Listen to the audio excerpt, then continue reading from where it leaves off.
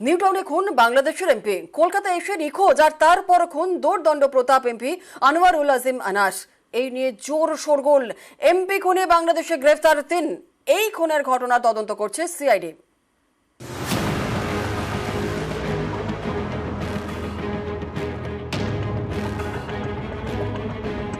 কলকাতায় এসে খুন বাংলাদেশের সাংসদ, এ নিয়ে জোর চাঞ্চল্য।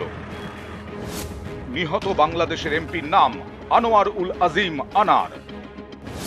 নিউটাউনের এক আবাসনে তাকে খুন করা হয়।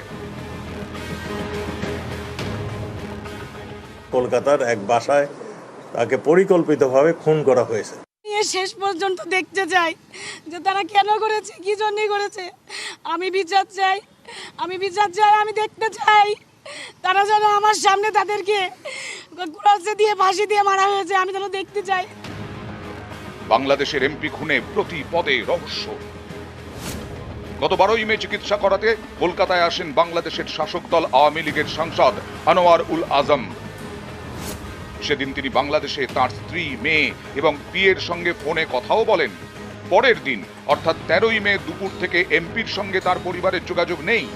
কলকাতায় এসে বরানগরে ওঠেন বাংলাদেশের সাংসদ, ওঠেন বন্ধু গোপাল বিশ্বাসের বাড়িতে। 13ই মে দুপুরে দাওয়াত আছে বলে বরানগর থেকে নিউটাউনে যান বাংলাদেশের এমপি। তারপর থেকে আর কোনো খোঁজ নেই এমপি আনোয়ারের। নিখোঁজ এমপির খোঁজে শুরু হয় তদন্ত।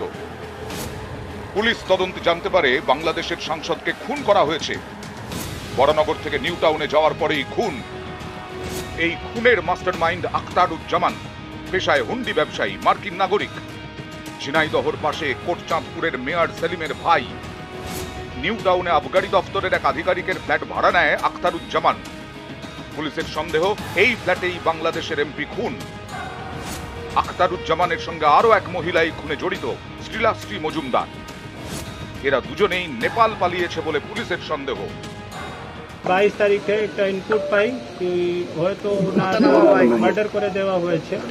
তারপরে আমাদের পুলিশ এই ফ্ল্যাটটা লোকেট করেছে যেখানে উনি লাস্ট ভিজিবল ছিলেন, দেখা হয়েছিল।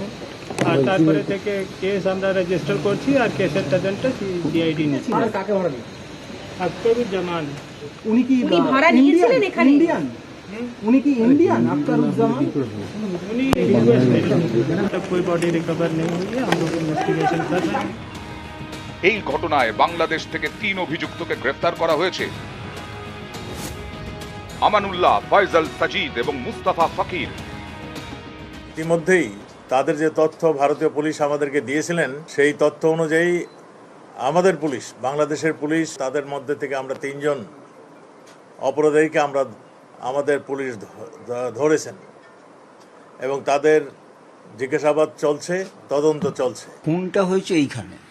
এইটা যদি সত্যি হয় তাহলে কিন্তু বিচার ব্যবস্থা সম্পূর্ণ এইখানেই হবে। আসামিকে গ্রেপ্তার করা সে যদি বাংলাদেশের ন্যাশনাল হয়ে থাকে এবং তার যদি ডাইরেক্ট কোনো পার্ট খুঁজে পাওয়া যায় বা ইনডাইরেক্ট কোনো পার্ট খুঁজে পাওয়া যায় তাহলে তাকে কিন্তু অ্যারেস্ট করা যায়। কিরমভাবে? আমাদের সাথে বাংলাদেশের এক্সট্রাডিশন ট্রিটি আছে। যদি আমাদের দেশের কোনো লোক কোনো ক্রাইম করে ওই দেশে পালিয়ে যায় তাহলে আমরা ওই দেশের লোক সরকারকে আমরা রিকোয়েস্ট করব যে এ আমাদের অমুক কেসের আসামি, তোমরা আমাকে একে ফেরত দাও। সিমিলারলি ওদের কোনো আসামি যদি আমাদের দেশে এসে হাজির হয় এবং যদি কোনো ক্রাইম করে এইখানে চলে আসে তাহলে কিন্তু আমাদের গভর্নমেন্টকে যদি ওরা কোনো চিঠিপত্র দেয় তাহলে কিন্তু আমাদের গভর্নমেন্ট ওদেরকে ফেরত দিতে বাধ্য।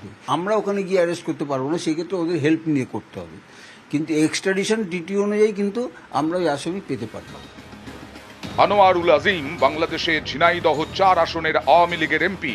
চিকিৎসা করাতে বাংলাদেশ থেকে কলকাতায় এসে প্রাণটাই গেল। কিন্তু কেন খুন হতে হলো বাংলাদেশের শাসক দলের সাংসদকে? উত্তর খুঁজছেন তদন্তকারীরা। নিউজ 18 বাংলা।